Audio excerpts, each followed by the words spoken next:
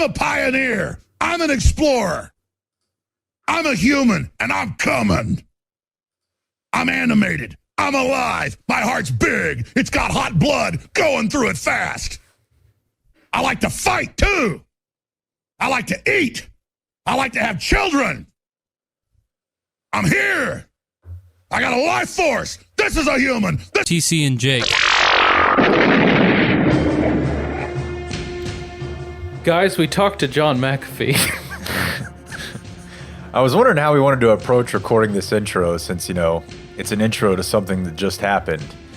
But I think this is probably the best way to do it, which is just when we're both still in pure and utter shock of what just happened. No, it just ended. I guess you guys know this because you can look at the timestamp, but he gave us a good amount of time, more than we were expecting, and was very forthright about a number of topics. Not all topics, but, you know, was willing to speak on it. I thought there was a chance, for sure, that if we asked certain questions, it was going to be like, all right, I'll see you later, interview's over. And that didn't happen. I feel like we left that friends. Yeah, I did too, and you know me, I'm probably more Bob to your Dan in this situation, although I think we were both pretty open about a lot of stuff with him, but I wanted to end it before he did. But I think we had another 20 or 30 minutes before he turned off. Like, he did not say, I'm done. Yeah. We were like, I gotta go home to my family. I got some stuff. No, it was wonderful. I wish we had a photo of the video chat. That's the other thing we gotta let you know that we did not say in the recording. This is a video chat. So TC and I sitting next to one another, yes, staring at John McAfee in sunglasses. And behind, he's in sunglasses and a Nike pullover kind of thing. And behind him, he's got like a marquee that just says, fuck the Fed. And then occasionally during the interview, he would lean forward to reveal a second marquee that said, in the ass. Yes, yeah. And the other thing that won't come through is that much like every time I've seen I do have the video. Maybe we'll find somewhere to put it sometime. I don't know. Or at least, I don't want to blow up his spot, okay, but at least maybe an image or something. I think that most people are. Like, I think that's what they want. Oh, yeah, you're right. I've us. seen some of those. Yeah. Because that's what I was about to reference, which is that every time I've seen him interviewed, he is sipping a cocktail. Uh-huh. It appears to be a one-ingredient cocktail. I was trying to get out of that interview because it appeared that he was waiting on us to end it to light his cigarette. I just assumed he was going to light it because at about 20 minutes, which, if we're being fair, I think 20 minutes would have been that's cheap. You got to give us half an hour.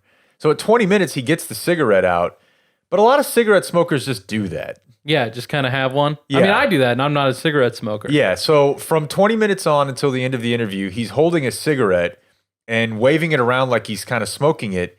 And for at least half the time, he's holding the other end. Yeah. He's not even holding he's holding the end you light. Yeah. And, whoo, boy, there's some weird shit in here. I'm just going to come right out and say, fun time. There's some serious stuff and there's some weird shit. Possibly none weirder than the first 5 minutes you're about to hear. Yeah, I would say so. While we have your attention, I do, before we start the interview, want to say, ever since we stopped doing My Team calls, we've been trying to find a way to start doing My Team calls again. And we would like to announce here that, do we want to do one or both? Does it matter? We'll figure it out. We probably should have talked about it beforehand. I'm not sure I can do 9 straight hours. I'm right there with you. Those games are long and there's a break in between. And I think, I don't know what the schedule is, but I would love to know. I think Ohio State Clemson's the interesting one, right? But we want to do My Team calls for the college football playoff games. So if anyone, we'll get details. Just we want to make you aware of that so you could kind of block off some time. And if you would like to attend, I think we'll have the same deal we've always had of, you know, if anyone would like to be kind enough to donate $50, then we would love to have you over and, you know, get a little bit of a party going. So that is something, just, email me, tc@justbanter.com, or direct message me, tc1310, if you're interested, and we'll have more on that later. Maybe Watch John McAfee space. will be there. Yeah, maybe John will fucking commentate on Buckeyes. Anyways, here is our talk with John McAfee. Well, I'm TC. This is Jake. You want to just get started? Is that how this works? That's how this works. Let's just do it. All right. Jake, you want to dive in?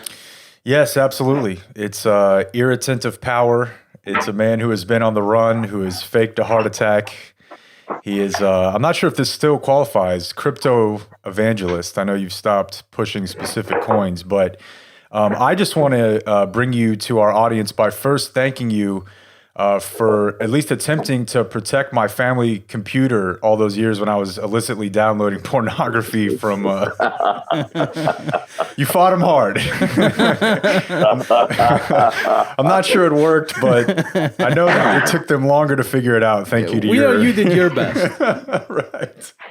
Well, I mean, if you're still of the same sex, then probably it didn't do you any harm. That's right. That's right. I feel confident about it. So actually, my first question is, we've been very interested in your life for some time now through interviews, the Wired interview that I think maybe was supposed to turn into something more, the documentary, everything. And it seems like you have a pretty stressful life. Like I said, you've had to fake a heart attack to avoid deportation, accused of murder, governments everywhere trying to silence you. You've had people giving intimate details of all parts of your life. And you look incredible. So I don't mean to start the interview by just sucking up, but I feel like do you have a skincare routine you can recommend? Just anything. I mean, I feel like this should be wearing itself on you a lot harder. And I feel like I'm aging 10 times as hard as you are right now. Well, I put it down to drinking and smoking and drugging, which I do a lot of. I smoke, I don't know. I smoke a couple of packs a day, drink, I don't know, a bottle of booze, a bottle of scotch at least, and take whatever drugs people leave behind or hand to me. I tried all that though. Yeah. But see, here's the problem. You have to really, if you want your health, and I think health is very important, then you have to really put yourself out and work for it. I mean, like, I seriously, sometimes I don't feel like smoking. I do it. I just do it. Yeah. God bless you. It's a regimen. So yeah, I don't even know where to start. You're a man of many thoughts. We were just kind of batting back and forth your Twitter feed today. Like, I think we could conduct an interview just on that.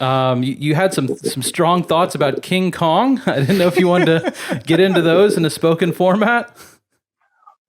Well, yeah. Listen, I was. I think Janice put on the third King Kong movie with I can't remember the actress's name, but and I was just watching it, and he's there's bones of all the other virgins that he's been halfway eating, or who knows, whatever. In any case, they're all virgins, right? And so this occurred to me. That's foolishness beyond any sense of sanity. I mean, this is just for the men in the audience, please. I mean, no disrespect to women, sure, but a woman who has had zero experience in sex. Zero experience, and you're the first. You had better be getting a lot of money, because it's going to be a very boring event, act of life. And why these people? I mean, here's the other thing. I mean, you wouldn't want to go see a concert with a band who'd never played before, you know? Seriously, what do you know? I mean, nothing. They know nothing. No, I mean, please God, give me some woman who's a Bangkok prostitute. Now, there's the top of the line. And these men who say, well, it's love and fidelity and all of this stuff. All I can say is, listen, dude, it's pretty goddamn clear you have never been to Bangkok. And so, when I did go to Bangkok, I did not partake in this, but I was walking down one of the main drags there with my wife, and I saw the advertisement for the ping pong show, and we skipped that. Did I make a mistake by missing that? Holy shit, did you make a mistake, dude? First of all, the first mistake is I have never, I'm 74, never heard of a man taking his wife to Bangkok. Unless you're doing some seriously kinky stuff, which is okay. And so that's mistake number one. Yeah. Mistake number two is passing up any Bangkok sex show. I mean, good God Almighty! The first time I went, which is actually not that long ago for me, probably more years than you've even been on the earth, but still, let's see how long ago. 20 years. First time I went to Bangkok. I went to a very high-end house of prostitution, and which, by the way, throughout Thailand, perfectly legal. I mean, anything to do with sex in Thailand is legal. I can think of nothing, short of, I don't know, shoving a boa constrictor up your ass in the middle of downtown might be illegal, but who knows? Yeah, and even then, they're probably not going to prosecute. Yeah, right. No, absolutely not. However, so the sex shows. So anyway, went to a house full of Susan and said, I want a girl, well-educated, speaks English, and knows Bangkok up one side, down the other. And I chose just about the ugliest girl in the place. And, and paid full-time. I wanted her full-time for 2 weeks. And I put her up in the room next to me. I didn't touch her. And her job, I told her, I said, listen, Bangkok, I want you to show me that part of Bangkok which white tourists never fucking get to see. And she did. So that's wonderful. No, I mean, and shows. The first show I saw, the ping pong show, I mean, it's all right. I mean, if you get entertained by watching more than 15 ping pong balls being shot out of the vagina into a bucket, because after you've seen that a few times, you go, okay, well, anything new? Could you try maybe a basketball into the bucket? I don't know. Three-pointer. So kind of boring. I think it's kind of boring. But let me tell you something. What was the most spectacular? Oh, here. You may not appreciate this one, but a beautiful woman comes out on the stage smoking a cigarette and puts a nice red velvet or soft-looking pillow down, puts her butt up on it, puts her legs back, takes the cigarette, puts the end just inside her anus, and you can see the glow of the cigarette, and she expands her stomach and goes, and then blows. Perfect fucking smoke rings. Now, rings. Smoke rings. Yes. No. And I thought, okay, there's some trick. It's a fucking magician. No. God, I saw it twice. I had to see it twice because, please God, no. Yeah, reasonable enough. Right. I dabbled in the Ladyboy show, but that's as far as I went. And I found myself suspiciously intrigued in that, and then figured I'll probably stop right here. These men are too attractive. Well, yeah, I know, but too attractive. They're more attractive than the women because they try harder. Yeah. No, the Bangkok Ladyboys, fuck me. No, here's the issue. If you get off the beaten tourist track, the rules sort of disappear. And so you might be in a bar and the most beautiful woman in the world comes up to you and sounds like a woman, looks like a woman, makes suggestions just like a woman, whispering in your ear. And pretty soon you're taking her back to the hotel. And then suddenly out pops an appendage that has no business being there in terms of your plans for the evening. Sure. And so and you can't tell. And this happened to me a few times. So finally, I figured out going to a bar, sit down. I don't care what woman came up, and because then they always do. If you come in a single man and you're there for more than 30 seconds, you've got women sitting at your table. And the first one that sits down and goes, "Oh, sorry, I was looking for Ladyboy." And if they get up and walk away, I go, no, I was just joking, come back. If they say, oh, you're in luck tonight. Thank God. And perfectly safe. I mean, once I started using that trick, I never took one home again by accident. So by accident, those stories to me seem to kind of embody just the existence of John McAfee. So I want to talk a little bit about your campaign before we get into some of the other things we've always wanted to ask you about. But as you launch this campaign and from parts unknown, and you've had to relocate several times, first, I just want to hear you speak about the campaign a little bit, sort of what your goal is, because I know you've acknowledged that you don't have any chance to win. And then at the same time of that, would you consider yourself a stressed person at all?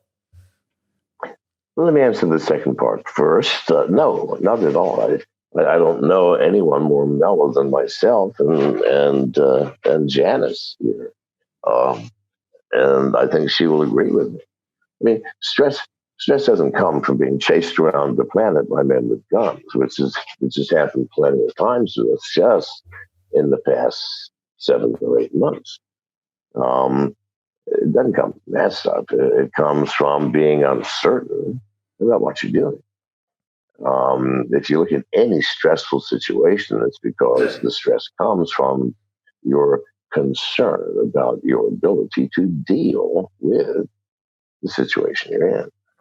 And if you're in a situation that you can't deal with, you made a fucking mistake. And I tend not to do that. So why not launch a presidential campaign while you're on the run from the IRS? Why not? I mean, it's perfectly legal. I can run a campaign from anywhere. Yeah. I ran in 2016 on the Libertarian Banter. Second runner-up. Yeah, but that guy had never seen the pillow cigarette thing in Bangkok. Pardon? Yeah, but that guy who beat you, he'd never seen the cigarette thing. So. No, he never had. I mean, you're still the winner. Not that might qualify a person for being president or not. Yeah, I feel it contends to.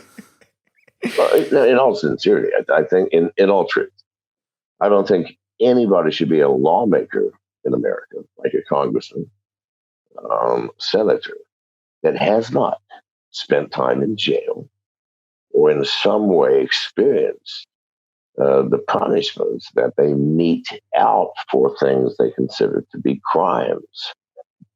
Because I promise you this, we would not have prison overpopulation problem today if all congressmen had spent time in jail. Yeah. Because when you go, well, yeah, it's going to be 15 years or something. How about that? No, I mean, you spend a fucking week in jail and then come back and tell me, no, you wouldn't be giving out 15-year sentences because you know you could not handle it, Mr. Congressman. But never having been inside, it's just an imagination, something we get from television or movies. And so, no, I think that presidents and congressmen must be required to have certain experiences in order to be president.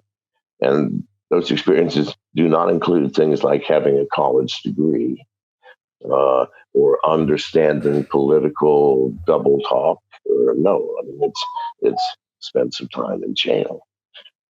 Go out and live some life.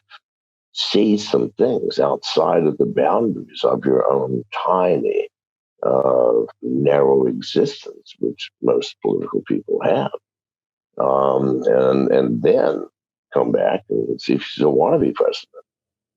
Yeah. Most people, really. But most people in their right mind would not want this job. I mean, I wouldn't under any circumstance. And meanwhile, we have people willing to pay tens of millions of dollars to get that job of president, or even sometimes congressman. To get a job paying $250,000 a year, because that's what it is, a job. The government allegedly is our servant, and we choose of all the applicants for all of the jobs in the government, we get to choose most of them. And people pay money to get $250,000 a year job, way more than the job pays. You'd have to ask what's wrong with this image. When this country started, George Washington, our first president, did not want the presidency. Good God, he was an old man. He was a general in the Continental Army, slept in ditches and sacrificed his safety and comfort for the freedom of the American people. He did not want to be the president, but there was nobody else. If you think about it, you got Thomas Jefferson, brilliant mind, but absolutely couldn't organize a picnic, let alone lead a nation.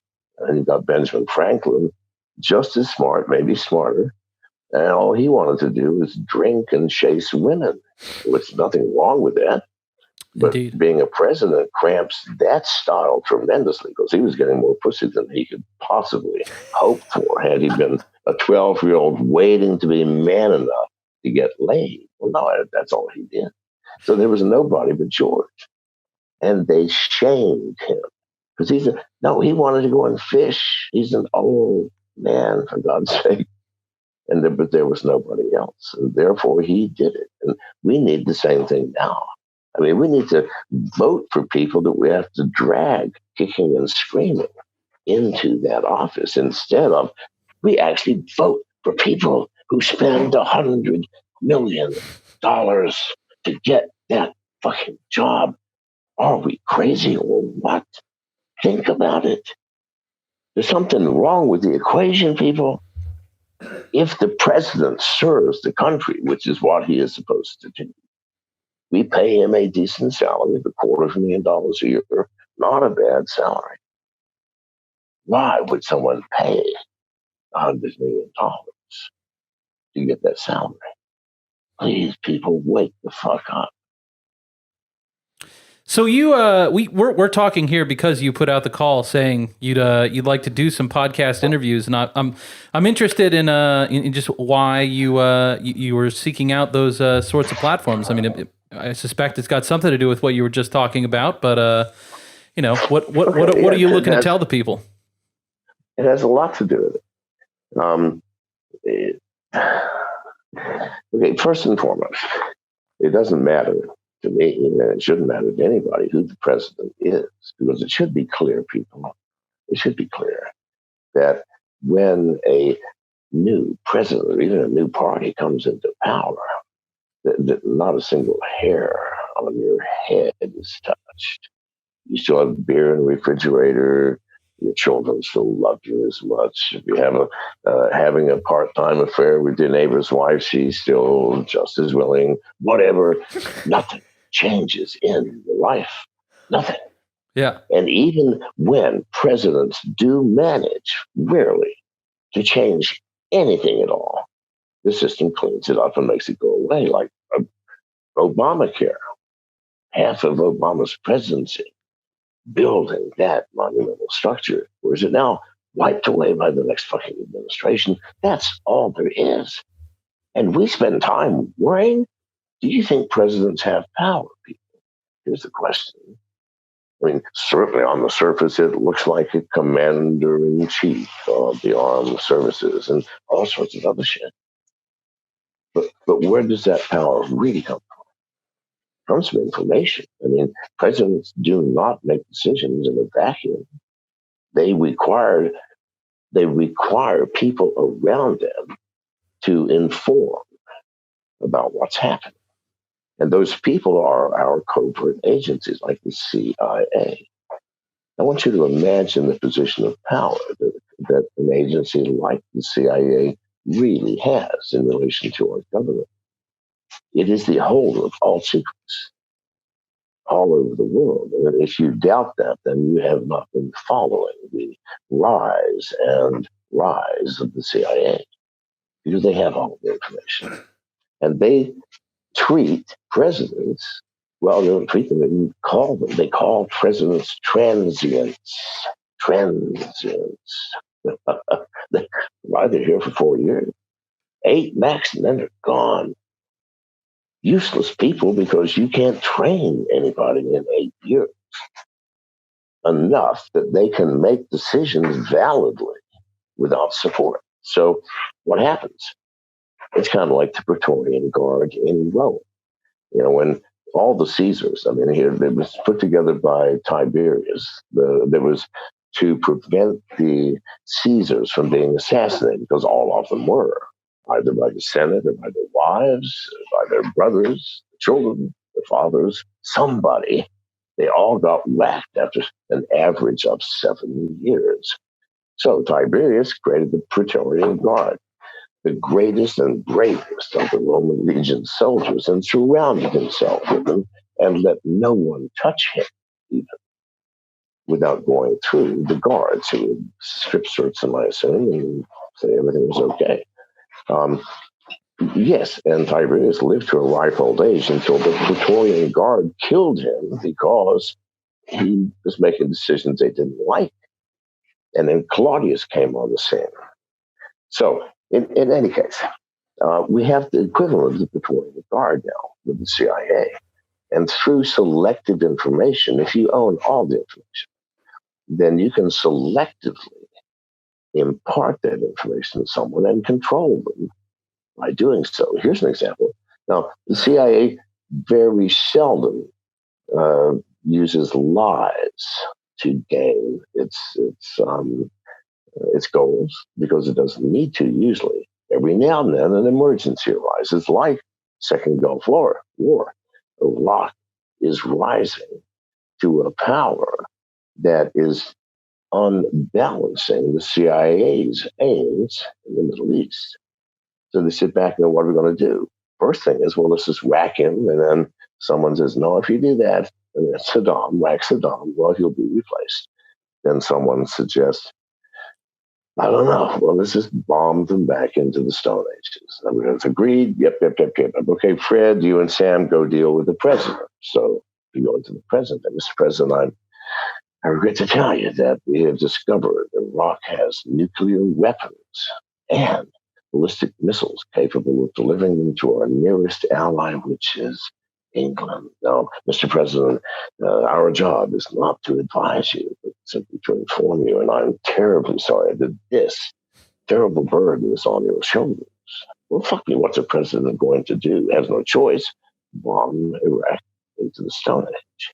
That was a lie. One of the few I had discovered that the CIA told, and everybody knew it was a lie except the president and Congress. Every country in the world knew Iraq didn't have nuclear weapons. But the CIA just said, we don't have time to fabricate or to weave together the facts in a way to force the president to do this. But let's just tell them they got nuclear weapons. Do you understand how simple and trivial it is to control information if you are the boss of it? Now, they control information through a facility called need to know. Presidents don't have much need to know anything. They don't. You think presidents get in there and just because they have a top secret clearance, they can find out whether we have aliens? Please, people don't be naive. No. Do we have aliens? Yes, of course we have aliens. Where are they at? Where do we get them? I don't know. I think they're for sale. I mean, not the last I checked. It seems like, like what the things you're discussing there, the security apparatus, the calling it deep state is in vogue now, but that is sort of the crux of why you would like to campaign, even if you know you're not going to win, is to get people to actually discuss these things, to sort of be an insurgent into the conversation. I think it's really interesting that it's seemingly, even though it only lasted for about 10 minutes, the thing that got people to talk about this more than anything of the last decade was probably a financier fucking kids. And that all of a sudden, America for 5 minutes was actually focused on things like Mossad and the CIA and all these sorts of things that really nobody really wants to look at because it's unnerving. And I think the other thing is, and I would like to ask you about this, I think the reason why the unnerving does not rise to action is because most people are just like, well, what am I going to do about that? Well, that's a question. Everybody wants to know what to do. I mean, people, if you look at the comments to any of my tweets, at least one of them will say something like, what do we do? Tell us what to do. Fuck, I can't tell anybody what to do. I don't have any goddamn answers.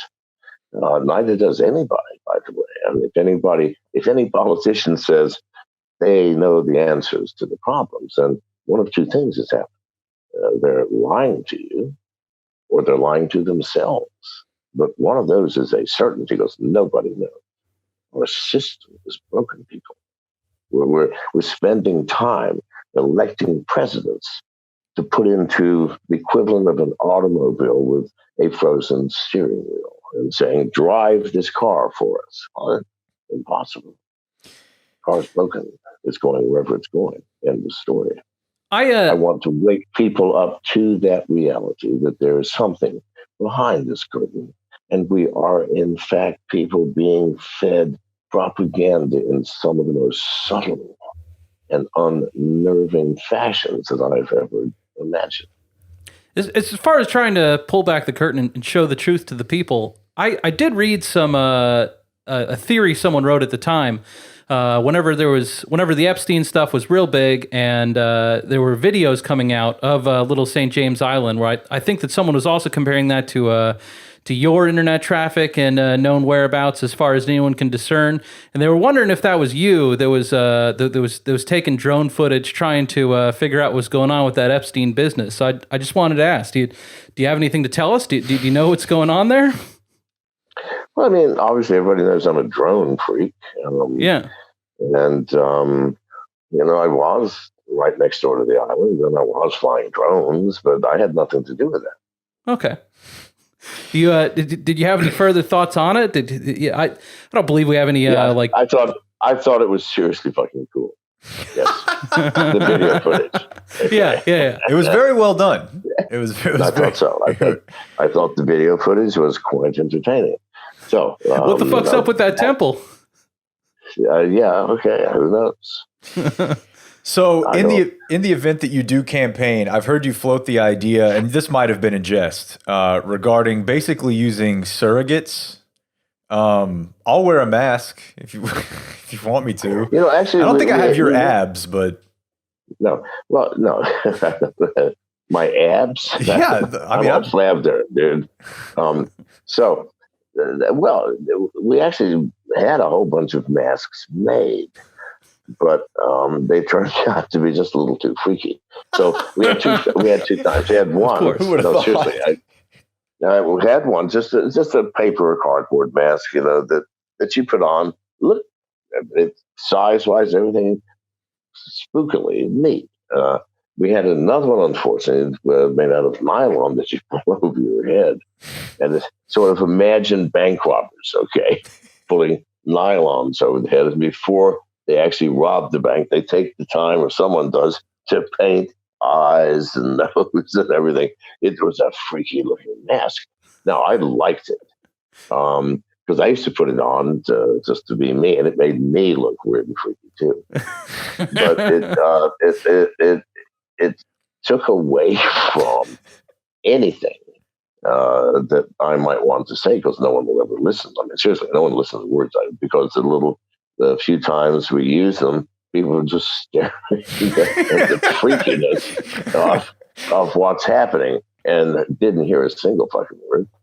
So no, we've abandoned that. But we have many thousands of masks, which we are happy to sell you very cheap.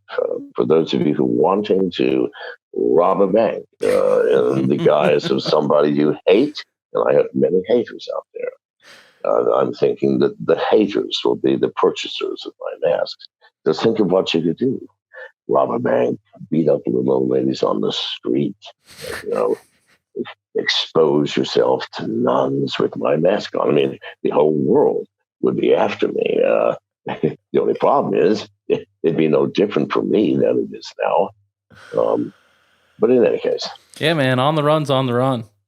Do you take it that the IRS's interest, this is the last serious one I have, because then I want to ask about how hard it is to try to mount a whale. Do you think that the IRS's interest in whether it was indicting you or any of your is that strictly a crypto power play? Like that they're just afraid of the power of it. You're pushing absolutely. It to an extent. So that's all it. If you look at what's happened with me in the past few years, especially the past two, I'm on stages all over the world, keynoting at all the major blockchain conferences and saying exactly the same thing at every one, which is people, privacy coins and distributed exchanges. You don't want to pay taxes? Well, here's one way to do it. Use privacy coins for all of your transactions and simply choose not to tell the government what you're doing, because they'll never find out unless they find your private keys, and make sure those are locked safely away in the bowels of your mind and nowhere else. Yes, I've been saying this. It's been pissing off everybody, the SEC, the IRS, you name it. So I have not paid taxes for 10 years, and the IRS knew it. Every year I sent them an email saying, I'm not paying taxes, I'm not filing it before, you know where I am, come get me. And they never did. And I've already paid over $50 million in taxes in my life. I think I've paid enough. I don't have any more services than the rest of you bastards. And, so I've paid enough. And they didn't bother me. But in January of this year, God knows what I did last year. Well, I talked a lot. Okay. Something broke camel's back. And they convened a grand jury. Not to charge Janice and I with failure to file taxes, which is true, because that's not a crime. I mean, the government can choose to come and levy a fine for not doing so. Take your property, your dog, your horses, your wife, if you're lucky, but they can't charge you with a crime. So the whatever they charged us with, it was not specified, but it had to be a felony. We've seen and published the subpoenas. We left the country before the 22nd of January, where the grand jury was convened, or else right now I would not be able to talk to you because I would be incarcerated forever and therefore silenced. And have you heard anything from Julian Assange? No. Ross Ulbricht? No. Silence. This is what the government wants. They don't want any money from me. I don't have anything to give them. They just want me to shut the fuck up. And since I won't voluntarily, then they're going to do it by force if they can find me. Sure. So if we're getting into some of the crazy questions, we had a listener ask us to opine on whether or not astronauts masturbate in space, and we haven't had a chance to discuss that amongst ourselves yet. But I feel like you're a good person to introduce the topic with. On the one hand, I would figure that, I don't know too many men that go that long without masturbating. I certainly wouldn't want to myself, but it doesn't seem like there's a lot of privacy on space stations. I just didn't know if you had any, what your perspective on it was. Well, you've asked, surprisingly enough, a question that I have absolutely no experience in whatsoever. Fair enough. Have I been close enough to any astronaut to feel comfortable asking whether they whack off in space? Me neither. But in order to answer the question, even theoretically, we have to take into consideration so many factors. I mean, number one, very few of them are alone. They are with partners, right? Yeah. We don't know what the sex. It might be, and no one's ever discussed it because it may be too sensitive. It might be that a trip in space changes your sexuality, and straights become gay and gay become straights, or maybe everybody becomes bisexual. Or God sends us in space, maybe trisexual. Don't fucking know. But nevertheless, we need to know gay, straight, and there have been women on these missions. And I don't know about masturbation, but you stick me alone with a woman in a tiny capsule for 3 months, no other female companionship, and plenty of opportunity because I think the workload in space is very light. Well, fuck yes, I think we'd be fucking like rabbits all the time. Yeah, I think the better question is whether or not the asshole cigarette thing would work in space, and how the dynamics of that would change from a logistical. Yeah, because it's gravity. I think that would work fine. Right. The ping pong wouldn't work because there's no curve. There's no curve in space. I mean, it goes straight. Right. You have to do the bucket this way. It just wouldn't look good. I mean, to see it curve, go plop, plop. That's what's. I don't know. I mean, it's a hyperbolic paraboloid. If you know anything about math, that beautiful hyperbolic curve. So, no, that part wouldn't work. The smoke rings, I think would. The one where the woman opens a Coke bottle, a bottle with the Krypton cap, with her pussy after passing it around and having everybody try to do it with their hands. No, puts between the leg, goes, That would work in space, I suspect.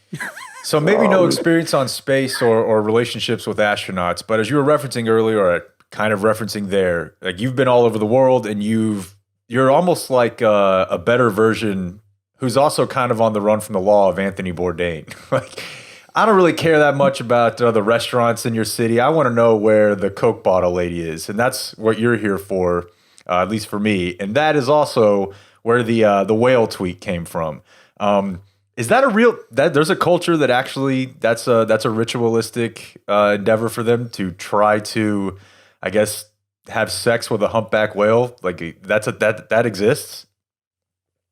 Well, here's the truth on it. I sat down with Janice, I don't know, over a year ago. I'm thinking, okay, now we're starting a campaign for presidency, and everybody knows that campaigns are designed for one thing: they're to somnambulize and to hypnotize enough people for long enough to get them to cold booths and punch in your name. That's what that's about. And I wanted to prove a point to Janice. I don't know how it came up, that people will believe anything. Let's just say, if it's said with conviction and confidence, and above all, eloquently. So, to prove a point, I invented whale fucking. Now, if anybody in their right mind thinks that this is even a possibility to fuck a whale, I'd like you to run the numbers. And I even put the numbers in my tweet, just so you can see how absurd the concept was. 70,000, it's a humpback whale. I mean, that's the only whale I would ever fuck. Right, Anyway, sure. 70,000 pounds, 50 feet long. Known for use of, these smaller ships would get totally wrecked by a single swipe of that whale's tail. Cruise at 6 knots. And the genitals are 30 feet underwater, even when the whale is breaching in order to breathe. So now you tell me how physically you're going to do that. I mean, you can't swim 6 knots, even with gear. You can't catch one. If you catch one, you got to go down 30 feet to find the genitals. And having seen humpback whales close up, I defy anybody to tell where the genitals are and where the anus is. Tricky thing. So, no, I didn't fuck a whale. Who could fuck a whale? I didn't think you did, but I thought maybe somebody like that. Maybe you had some kind of whale fucking submarine, or maybe that they wouldn't even know. Specially constructed. Maybe that they wouldn't know that you were there, that you could kind of get in there for a second. Anything is possible. I just, it seemed to be an unbelievable thing. And then in the polls, over half the people believed it was true, in spite of common sense and evidence. No, yes, that's true. It's weird, but true. No, it can't be true, people. It's not in this universe, not with the laws of physics and mathematics as I understand them. So that was one of the things I did. One of the other things I did was the South China Zombie Research Center, which is a website that I created. Okay, with photographs of zombies, and you can check it out, folks. Got 3,000 followers already on that sucker. Anyway, and then wrote up a contract between South China Zombie and myself, and no one knew. Well, Janice knew. A couple of people knew that it was me. Had a contract where I was going to promote them, which I said I was going to do, and then I wrote a white paper, which the white paper said, under no circumstance could I possibly recommend this project to anyone. And just on how absurd. But, it was a section on SEC compliance. So that's what that was all about. So, I mean, that's basically you. It's misinformation, but it also seems like you're playing on what people might think of. You have this outlandish public character to the point so much to where I'm not even sure that documentaries that are unauthorized by you, that might paint you in some sort of a negative light and maybe one that can't be proven. I'm not even sure that's bad for your image. It almost just seems like if you flood the zone, that might make people listen, and then if they hear your message, then who cares if it involves the hammock? Like, people are still listening to what you're saying. Of course, and of all the allegations in there, well, the most absurd was the killer for hire. As the story was told, I wrote a check for $5,000 to give to my caretaker, to give to a hitman, a personal check. I don't know what experience the average listener has had of hitmen, but even in the movies, they don't take personal checks. It just seems. You write murder on the memo, and I don't know. But no, please God, get real. If there would be a link between the hitman and the guy for hire, that would be it, would it not? No, nobody in the right. Plus, I gave it to my caretaker to give to the hitman rather than taking it myself and taping it under a park bench somewhere. No. Please God, that was absurd. As to the rest, nobody's fucking business what Janice and I do in the privacy of our home. And I promise it would shock you if you inadvertently wandered in. But it's still our fucking business and nobody else. Therefore, don't mind that. But no, there are no such things as bad headlines or bad press. There are not. Believe me, they spell your name correctly, which they do in my case almost all the time. And thank God it's not pronounced it correctly, because I'm not sure anymore. People say McAfee. Yeah. I was always told it was McAfee by my parents. But listen, my parents lied about everything else. Santa Claus, the goddamn Easter Bunny, Tooth Fairy, none of that shit was real. So how do I know they weren't lying about my goddamn name as well? So it's totally true that it's absolutely none of my business, the whole hammock deal. And I don't know, like the allegation in the documentary, like I could certainly see, just talking about myself personally, like, you try anything once, right? But their allegation that appeared to be like the sole focus of your love life, that it seemed to stretch the imagination, in my opinion. It seemed a little. Well, listen, my imagination is frequently stretched when I read headlines about myself, whether it's sexually or anything else. I go, whoa, Janice, did we actually do that? And she'll go, no, that's another fucked up headline, isn't it? So, listen, one day, good God, it was just this year, there was a headline in the London's, the Sun in London, and New York Post or something. I can't remember what it was. But one said, McAfee says this will not happen. The other one said, McAfee says this will happen. Same fucking thing, whatever it was. Yeah. Those amuse me. But no, there's no such thing as bad press, people. Sure. There's no such thing as a person's responsibility to divulge those things which do not impact other people. If Janice and I continued eating children, for example, and try everything once, but, if we continued that act,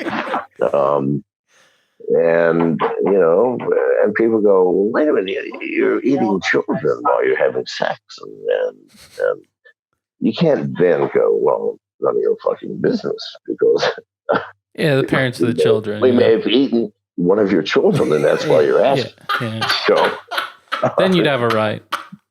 That's true enough. Okay, do you have any? I was going to ask about the laptops.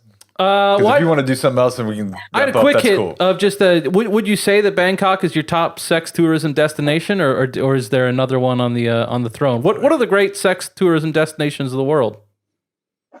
Well, the number one is clearly, if you ask any woman who's known me, is my bedroom. But it's a very rare occasion when I invite anything more than women into it. But other than that, Bangkok is way the fuck up there. But for me, But for me, I'm a little more adventurous.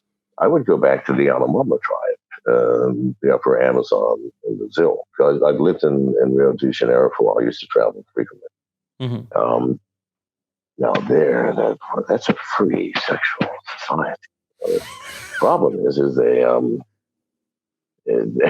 they'll turn on me in a dime. I mean, I was friendly, and the next minute I was in a goddamn cage, and then eating human flesh, and that's where my addiction to human flesh came from, because I had eaten flesh before then. But I mean, once you try it, first taste. I was lying about the human flesh part, folks. Yeah. I think the tone has been set that was in jest. The last question for me. My wife is asking what I'm talking about. Janice, I don't know. Janice, get in here. Hey, baby. Eating babies? Get in here. My last question was regarding, I've read about the story about, hi, Janice. You see that I'm not wearing pants? I don't have any pants. Okay. That's okay. Neither do we. I'm just looking, then you can't see good. Right. So I thought the story, the spyware or the spyware or malware, however you want to put it, the laptops that you were donating, like, I guess surreptitiously.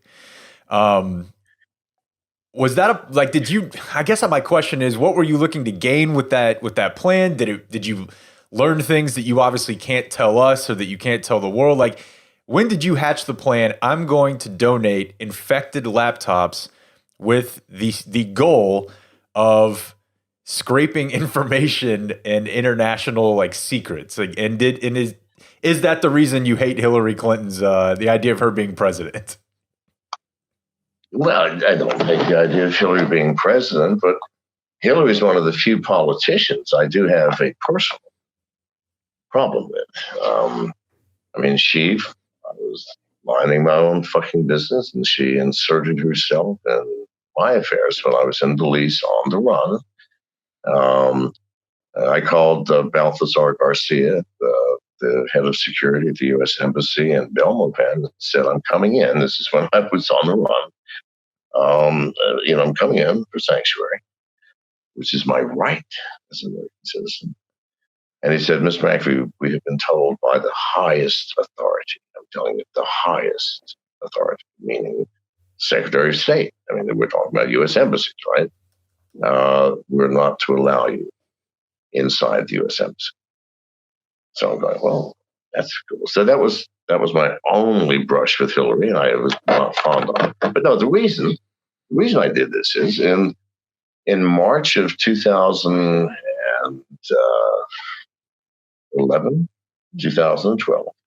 Well, March of 2012. The government stormed my property in Orange Walk. I had a compound in the jungle in Orange Walk. I also had a compound on the beach in San Pedro. San Pedro was just like America, only nicer. It's a vacation spot. I think Jake's been there. And in the jungle, I was the only man living there. The only white man. Everybody else was a native. And they used to just call me the white man. In any case, I was there for a couple of years before the representative of the current government came and said, Mr. McAfee, I've been having problems with him for quite a while, the government.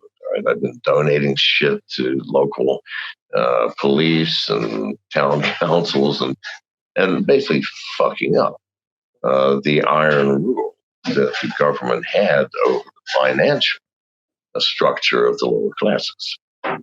Fucking with that shit. Anyway, they came and said, listen, what do we make amends? You donate $2 million to our upcoming election campaign, and we'll call everything quits. I mean, everything's fine. You go off and do your thing, and we won't fuck with you anymore. And I said, no, I'm not interested in donating. Thank you very much. The following week, my compound was raided by 43 special forces from the gang suppression unit. The reports directly to the prime minister, by the way. I mean, this is talk about a true dictatorship. Mm-hmm. See, this guy doesn't even trust his own army, his own armed services. He has his own assassins reporting directly to him. And those are the ones who were sent to harass me. So they stormed my property at 6 o'clock in the morning. I was in bed, naked, came out with a pistol, saw what was happening, put down the pistol, got basically a day of hell, starting with them shooting my dog in front of my eyes. I said, Mr. McAfee, if you don't think we're serious, Mr. McAfee, please take a look. Bang. So, okay, you guys look serious to me. So anyway, after a day of utter harassment, shooting my dog, destroying $500,000 worth of my property, destroying my laboratory where I was doing antibiotic research, they left. The guy came back the following day, the same guy who had come and asked for the donation. Right? And said, oh, Mr. McAfee, we're so sorry. We had bad information. Please forgive us, please, sir. Oh, what a terrible thing you had to endure yesterday. And Mr. McAfee, while I'm here, have you reconsidered your donation now? And I said, get the fuck off my property.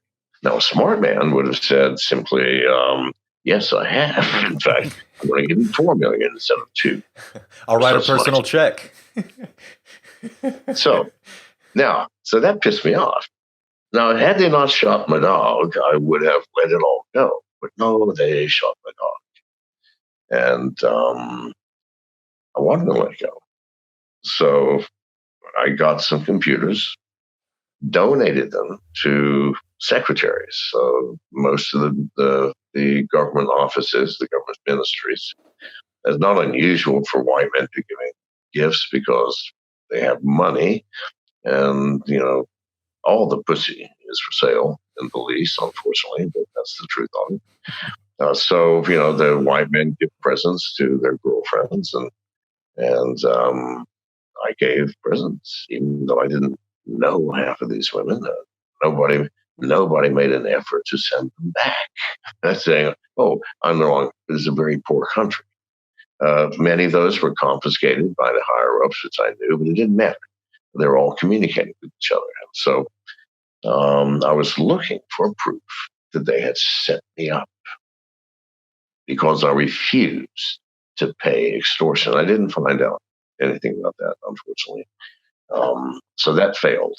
What I did find out about, I didn't want to find out about, that the Minister of National Defense was the largest drug trafficker in Central America, that the Minister of Immigration was the largest human trafficker, that the Minister of Finance did all the money laundering for most of North America. Why? Because the Belizean laws are designed to help people hide money and break laws and get away with it. That's what police is, always has been. At least since the British left it, when it was still called British Honduras. So that's the political environment, and that's what I was trying to do. When I found out these other things, I was not happy. Because I had kids, helping me, because I can't filter through all that fucking information. I mean, they're blaring out constantly about, recordings of conversations. Because all I do is leave the mic on and the camera fucking on and stream everything out. So I'm on these computers. I can't watch it all. So I hired kids to look for things, my name, Orange Walk, anything relating to that, looking for proof that they'd set me up. But then one of the girls who was helping process this data met the Minister of National Security, John Saldivar, head of the armed forces, and very powerful man. And they slept together, and you know how pillow talk is. Oh, what are you doing? Whatever you do before, if you're a cabinet minister, maybe you don't say anything. You just expect them to kneel down and start blowing you. I don't like that. In any case, pillow talk. And if he asked her what she was doing, she said, I'm working for John McAfee. Well, what you doing?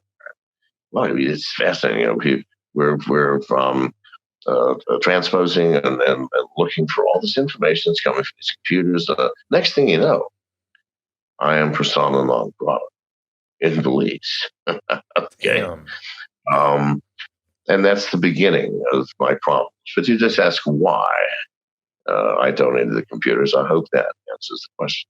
Sure. Absolutely. Sure.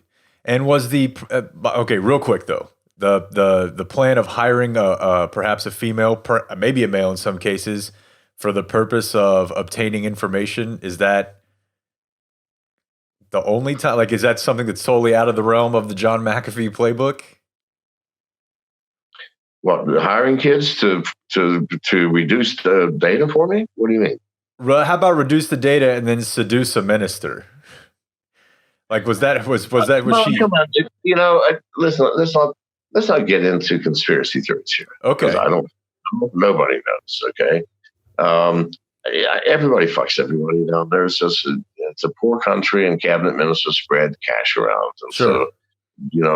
So beautiful young women follow them around like people women used to follow the Beatles around, or the Rolling Stones. The same fucking thing.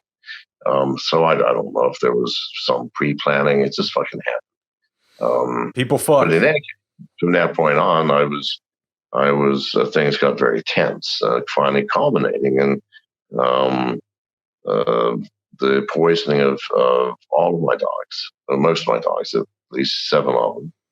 The murder of my neighbor the following night, and they're coming to collect me. And by the way, I was never either accused of murder nor even suspected of murder by any Belizean authority. They just wanted to, quote, question me. Right. It's like, I've been in enough third world jails to know what that means. And, yeah. I was not interested.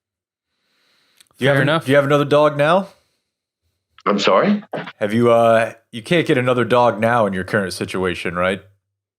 Well, okay. So we had to give up our dogs when we got out of jail in the Dominican. A stuffed dog from Janice. It's very cute. No, so we had 4 dogs on the boat with us. So after we left, so let me briefly tell you the story. We left America just before the grand jury was convened, went to the Bahamas because the Bahamas has no income tax, and therefore failure to pay income tax is not a crime in the Bahamas, and therefore I cannot be extradited, not legally. So I knew they'd have to do something illegal, and I knew they wanted me badly, so I knew something was coming.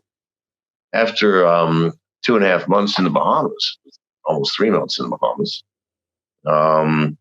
I did get word that the CIA had been working with the commissioner of police in the Bahamas, a gentleman named Paul Roll, to hatch a plot to have me arrested for a Bahamian crime, nothing major. I don't know what the crime might have been, selling drugs, I don't know, molesting older women. I don't really know. But the plan is arrest me for that. And he's a police commissioner. You can do anything you fucking want.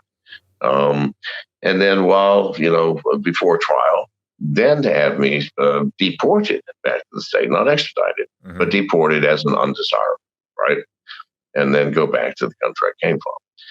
But we escaped the day before they sent the SWAT. They were sending a SWAT team out in the night.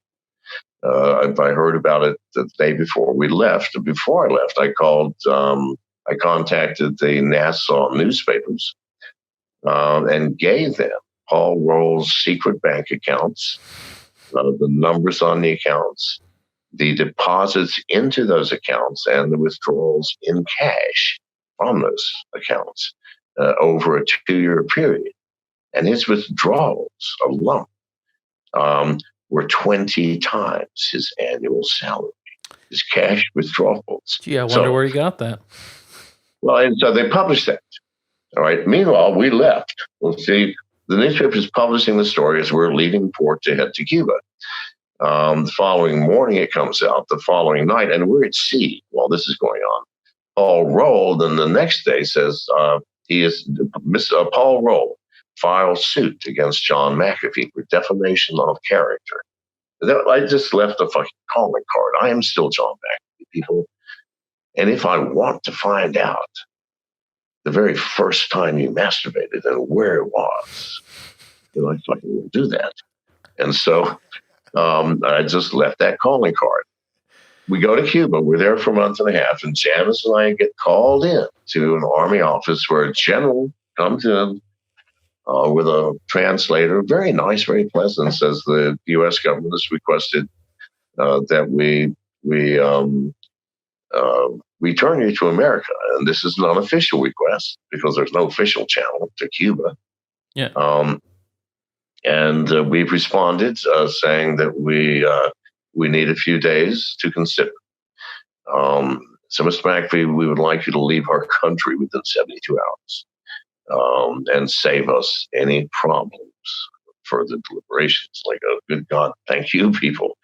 Then you have to be out of here within 72. So, we have a big boat. Preparing it for sea is not a simple task. It takes 2 to 3 days. So we're working round the clock. And twice a day, they'd send soldiers over to say, Mr. McAfee, are you sure you're going to be gone in 51 hours? I go, listen, if I've got to swim to Haiti, I will do so just to get out of the country. Don't worry. So we'll get out of the country.